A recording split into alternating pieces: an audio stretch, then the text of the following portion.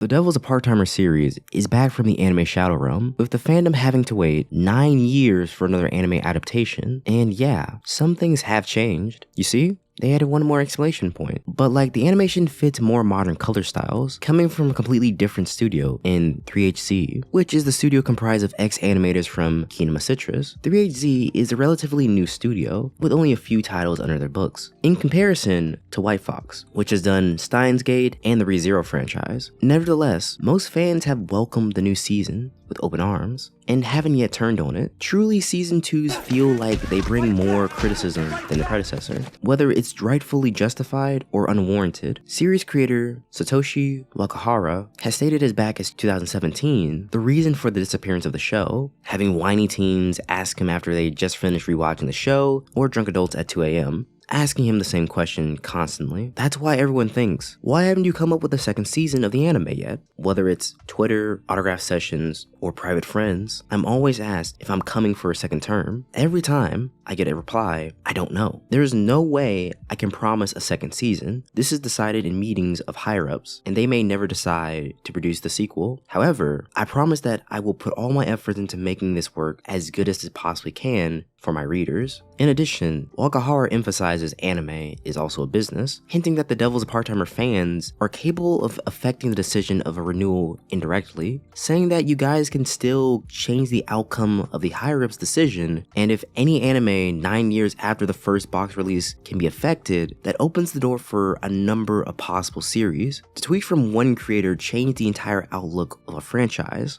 In other words, everything depends on the commercial advisability of the franchise, and thus can't be affected by the Blu-ray and DVD sales. So what did Satoshi do? He got to work, making as much material as he possibly could, trying his best to finish the series, hoping his international success would lead to a new season, and man did he advertise. The man spent the better part of 9 years re-promoting his work on Twitter, and it paid off. The author reminds us constantly that without saying it, that he is the biggest fan of this anime. Yet despite the efforts, the decision nonetheless mostly depended on White Fox. With White Fox engaging in new projects, the studio was no longer interested in working with them after 2013, ultimately abandoning the anime series, with them having to look for a new studio. So bluntly, we're quite lucky a studio was willing to take them up. When people think of the series, they ultimately like to call it the reverse Uno card of anime, how the plot takes staples of the isekai genre, of setting off in a serious fantasy world, the evil demon lord who wants to enslave the neighboring human settlements and take over into Isla, doing evil shit for the sake of doing evil shit. Classic 90s villains, the hero who's overpowered and destined to stop him and his army, with our outlook on the world being then flipped on its head, sending would-be serious characters and high-stakes action plots into a fast food worker and a telemarketer who stalks her ex. Those damn telemarketers! Taking a compelling, intense story into the mundane. Literally, they were mortal enemies who were willing to kill each other in their past world, but now they don't have those responsibilities, and now they act like college friends who are reluctant to tell their friends thank you after they fucked up. This actually isn't a parody at all. At the time in 2013,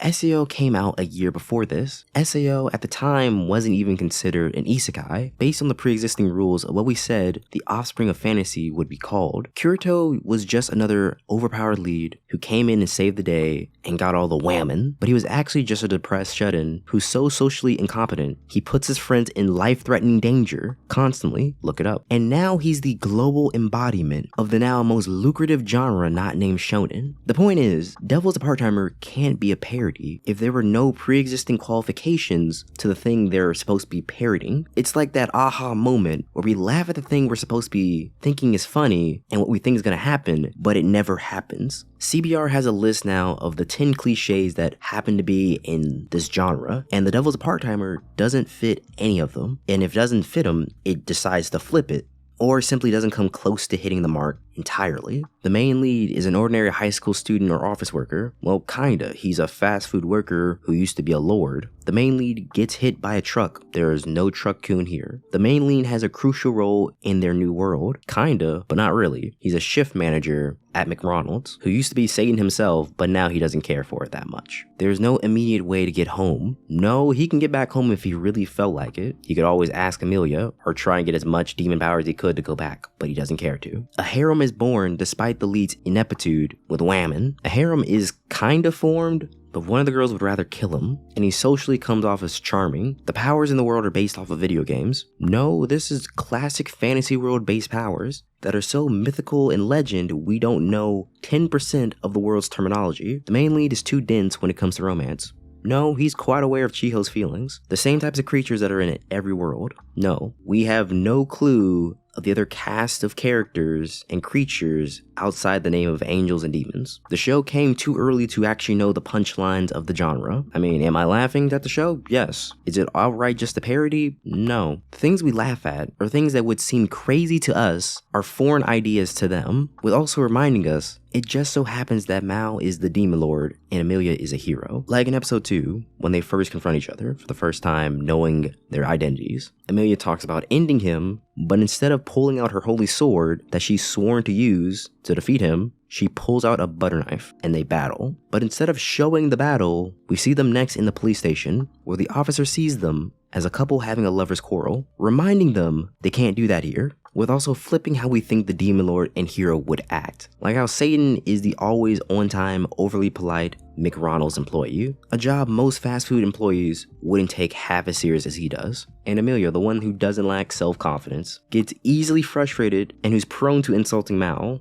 outwardly voicing her displeasure with him and unable to be cordial with him most of the time, but deep down trusting him, so kind of like your ex. The situation they're in would be funny if anyone was in this situation. Season 2 takes that idea of the show and puts a kid in the middle of it, which you would think would slow down the show like it would for any normal person who has a kid, or do something to the whole will they or won't they dynamic, with the answer being no and kinda. Like Alice Ramos is the most adorable child that any parent would want to protect. The normal A plot points are now focused around her daily needs at first, but she soon just fits into the cast on their random adventures. Sure, Maou and Emilia are parents now, but I don't know if I would say she brings them closer together. Like if anything, her sheer presence just stops them from crossing the line when they're speaking to each other, or they just simply look at her and are reminded that the person across from them, they don't always act like a huge pain in their ass. It's like a mixture between divorced parents and new parents. To their friends, the fill-in characters, and co-workers, they don't want to outwardly claim to be her parent because that would signal that they were once together. But over time, they're going to have to go all in and they're just not simply ready for that commitment. You could say she brings them closer together, but she kind of just fits. Sometimes the plots are made around her and other times they just carry her along while they're working. The show feels better now than it did when it came out, and it doesn't simply come across as an isekai, because it's a show of characters going through interpersonal skills, trying to get by in the city. I wouldn't recommend it alongside isekais or just one-off comedies, but shows that would have to do with young people finding work. Now, as far as what's to come, there's always fans that are going to say the ending is going to be terrible, or it's not going to live up to their expectations. I don't have such grand and high expectations for the show, since it's been almost a decade since the initial release. I'm just happy the show came back. As long as I'm not getting terrible CG animation, and it's not going too far off the source material, it should be fine. With the next couple arcs being pretty good, but fitting the usual storylines of the show, with Maou needing to get some money, so he's gonna work some new jobs. One of his bosses happens to be from Isla. Emi follows him there, not telling him, bringing along their child, but also reminding him the girl's not here to see him, but is simply tagging along for the journey. Some plot about demons and angels causing problems, with Maou and Emi tasked with fixing it while they're working, when also learning more about the origins of how Emi and Satan actually got started on their quest, with some episodes focused on them going out, buying Rama's some more stuff, as she's growing up in this new world. I'm excited to see what they do with this, and how far it can actually go. As a series, I do hope it gets another season after this one, because of how much source material they actually have. I assume it's going to be a success, with it having been on all the streaming services since the release of the show, it being on the New York Times bestseller for manga for years now.